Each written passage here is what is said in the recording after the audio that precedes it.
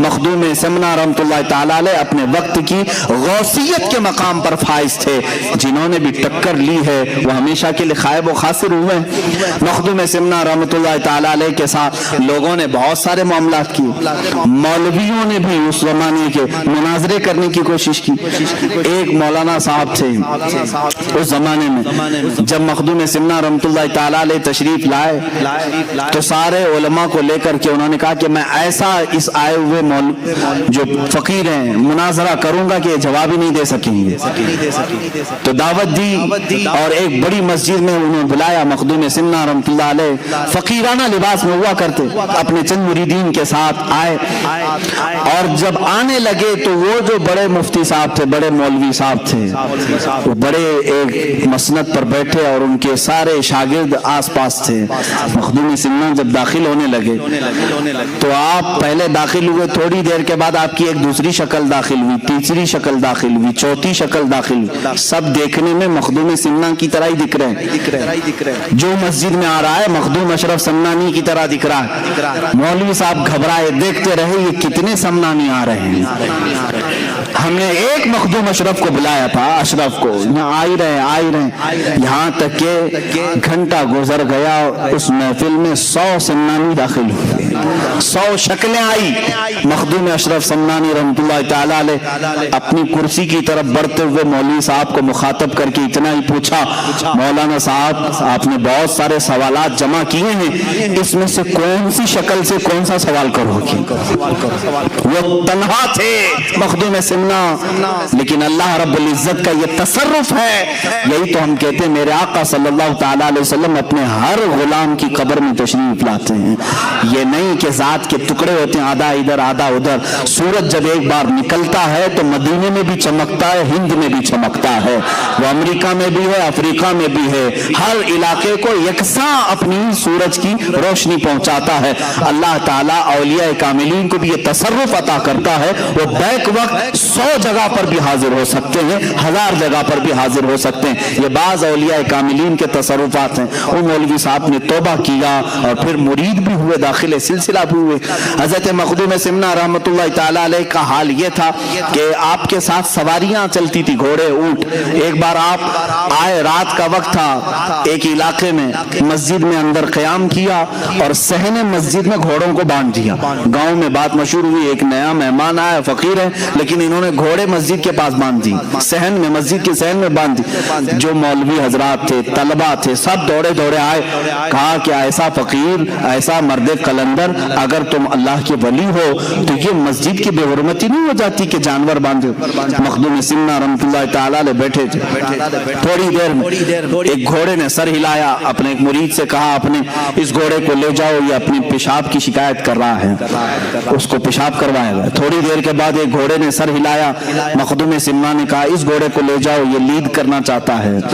جو جو شکایتیں ہوتی رہی، تھوڑی دیر تک ان گھوڑوں کو، اونٹوں کو باہر لے جایا جاتا تھا، ان کو فارغ کر کے لایا جاتا تھا۔ تمام علماء اور مولوی حضرات بیٹھے تھے، انہوں نے دیکھا یہ کیا ہے۔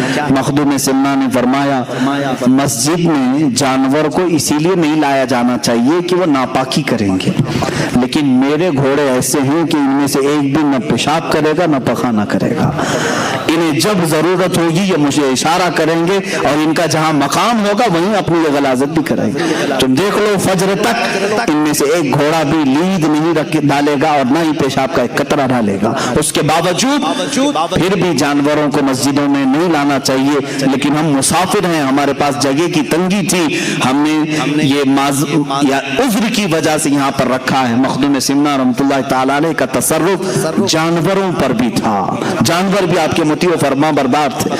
ایک علاقے میں آپ کے ساتھ مذاق بھی کیا گیا تھا، لیکن وہ مذاق حقیقت ہو گئی۔ کچھ اوباش نوجوانوں نے ایک جنازہ تیار کیا اور کہا کہ ڈپلیکیٹ مردے کو رکھ کر کے، یعنی زندہ آدمی کو رکھ کر کے وہ مخدوم اشرف سمنانی سے کہیں گے جنازہ پڑھا دیجیے۔ جب وہ نماز پڑھانے لگیں یہ مردہ اٹھے گا، تالیاں بجائیں گے، سب مذاق اڑائیں گے، اللہ کے ولی کا مذاق۔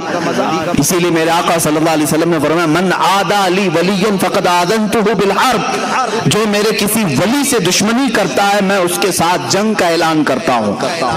اللہ سے کون جنگ کرے گا؟ اللہ کے ولیوں سے جس نے دشمنی مول لی گویا کہ وہ اللہ کے ساتھ جنگ کرنا چاہتا ہے. تو مخدوم سمنہ رحمۃ اللہ تعالی علیہ کو لوگوں نے اصرار کر کے بلایا, آپ آئیے جنازہ پڑھائیے, ہمارے علاقے میں انتقال ہو گیا, جنازہ لائے, صفیں لگائی, آپ منع کرتے رہے, زبردستی آپ کو امام بنا کر کھڑا کیا گیا. آپ نے تکبیر باندھی, چاروں تکبیریں ہوئی, سلام پھیرا اور کہا لے جاؤ دفن کرو. بیچ نماز میں وہ لوگ سوچتے رہے یہ اٹھے گا مردہ اور تالیاں بجائے گا مزاق, لیکن وہ اٹھا ہی نہیں.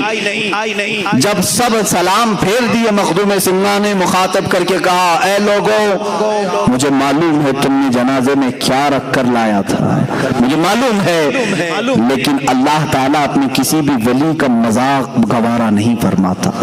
تم نے اسے کفن پہنایا اور اللہ نے اسے حقیقی موت کا لباس پہنایا. اب اشرف نے اس پر جنازہ پڑھ دیا, اب دوبارہ اس کی زندگی نہیں ہے, لے جاؤ دفن کرو, وہ ہمیشہ کے لیے مر گیا. لوگوں نے توبہ کیا. اللہ کے ولیوں کے ساتھ جو مذاق کرتا ہے میرے عزیزوں اس کے ساتھ بہت برا حشر ہوگا. میں نے اسی طرح دیکھا مدینہ رسول میں میرے آقا صلی اللہ علیہ وسلم کا رحم و کرم ہے, اس غلیظ متوع کو آج تک میں یاد رکھا ہوں. اللہ اس پر لعنت کرے, جالیوں کے پاس کھڑا ہے. ہندوستانی پاکستانی جو حجاج آتے ہیں میرے آقا کی بارگاہ میں کہتے ہیں دعائی ہو یا رسول اللہ, فریاد ہو یا رسول اللہ. حضور کی بارگاہ میں یہ پیش کرتے ہیں. وہاں موجود ایک وہابی متوع کو غصہ آیا, اس نے کہا کیا رسول سے مانگتے ہو, کیا رسول سے مانگتے ہو, یہ شرک ہے. کہا ہم رسول سے نہ مانگیں تو پھر کس سے مانگے, اللہ سے مانگتے ہیں, اللہ سے مانگو. میرے عزیزوں بات سچی ہے, اللہ ہی دیتا ہے, بخدا خدا کا یہی ہے در, نہیں اور کوئی مفر مقر. جو وہاں سے ہو یہی آ کے ہو, جو یہاں نہیں تو وہاں نہیں. یہ میرے امام اعلیٰ حضرت نے ہمیں سمجھایا ہے. دربار رسالت یہ اللہ رب العزت تک پہنچنے کا راستہ ہے. اے نادان, اگر اس نبی نے نہ بتایا ہوتا تو خدا کو رحمان بھی نہیں جانتا, کبھی نہیں سمجھ سکتا. اس متوع نے میرے سامنے حرکت کی تھی, کہا دیکھو میں ناچ رہا ہوں یہاں پر, اور اپنی پیٹھ جالیوں پر لگا کر کے گھسنے لگا, پیر اچھل کر کے کرنے لگا.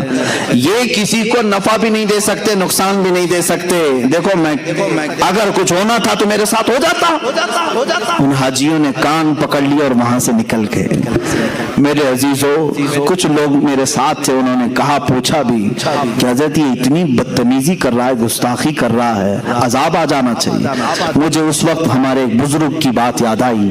میں نے ان سے بھی یہ سوال کیا تھا کہ ان پر اللہ کا عذاب کیوں نہیں آتا. انہوں نے کہا بیٹا اللہ کا عذاب کیا تم سمجھتے پتھر آ جائیں, بارش آگ کی نازل ہو جائے, زمین پھٹ جائے, یہی اللہ کا عذاب ہے.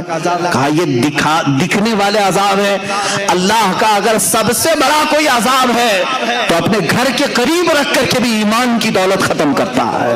اس عذاب میں تو وہ مبتلا ہے. اللہ نے ایمان سلب کر لیا ہے, اس کا ختم ہو چکا ہے. یہ سب سے بڑے عذاب میں گرفتار ہے. اسی طرح میرے عزیزوں جنہوں نے اولیاء کاملین سے دشمنی کی اللہ تعالیٰ ان کا خاتمہ برا کر دیتا ہے. وہ اس دنیا کی نعمتوں سے تو لطف اندوز ہو سکتے ہیں لیکن قیامت کے دن وہ خائب و خاسر اٹھیں گے. اللہ کے ولیوں سے دشمنی نہ لو. مخدوم سمنہ رحمۃ اللہ تعالی علیہ کا مذاق کرنے کی کوشش کی گئی لیکن جنازے میں ہمیشہ کے لیے آدمی سو گیا. کچھ لوگ ایسے بھی ہیں آج جو اولیاء کے تصرفات اور ان کی کرامات کے منکر ہیں. قرآن ان کی کرامات کی گواہی دے رہا ہے. سلیمان علیہ السلام کی امتیوں میں ایک امتی ایسا ہے کہ سبا بلقیس کا تخت ملک یمن سے فلسطین میں ایک لمحے میں نہیں پلک جھپکنے سے پہلے حاضر کرتا ہے. یہ قرآن کی آیت ہے. قرآن ولیوں کی کرامت کا ذکر کر رہا ہے. اور یہ آج کل کے لوگ جو اولیاء کاملین کے منکر ہیں یہ در حقیقت اللہ کے ولیوں کی دشمنی پال رہے ہیں. یاد رکھنا رب تبارک و تعالیٰ کی پکڑ اور اس کا انتقام بہت سخت ہوتا ہے. تم جب اپنے کسی دوست کی توہین برداشت نہیں کر سکتے